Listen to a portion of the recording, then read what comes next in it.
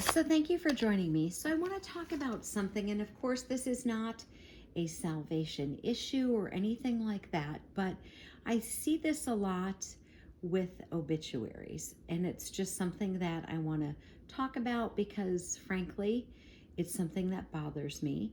And so, again, this isn't salvation related or anything like that, it's just the terminology soulmate is something that just really kind of drives me crazy.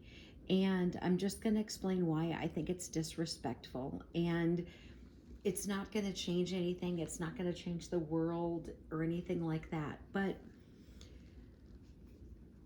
one reason I think it's disrespectful is this. And ladies, I'm talking to you. And if you're offended, I'm sorry, but it's just the way it is.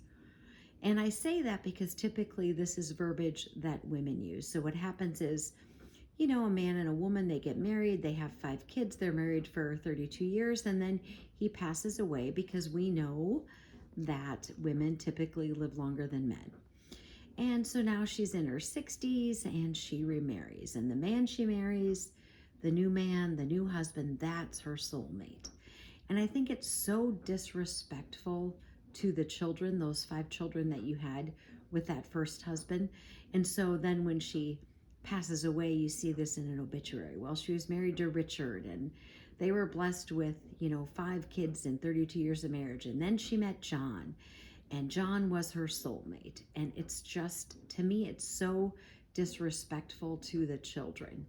And so that's one of the reasons I think it's disrespectful.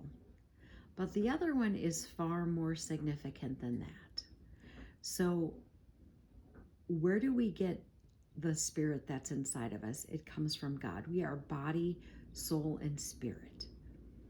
So, I just think it's kind of disrespectful to God to say that this other person is your soulmate, this person who completes you, who is your everything in the world. I mean, shouldn't God be your everything?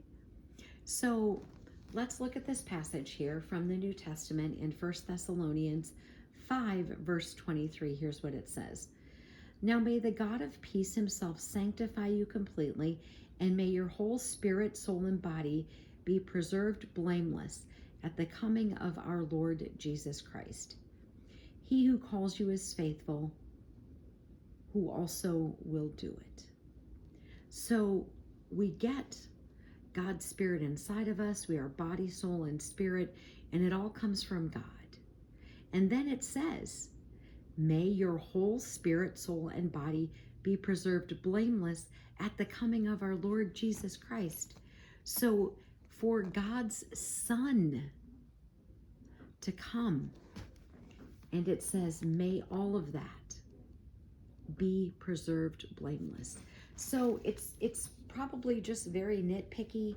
I just see it a lot, and typically it's with women talking about second husbands as their soulmate, and it just is just a little bit of a pet peeve of mine. This isn't meant to change the world. It's not going to change the world or anything like that, but it's just something that is just a little bit of a source of irritation for me.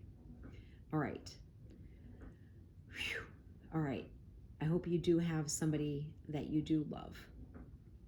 I just think it's disrespectful for the reasons I stated. All right.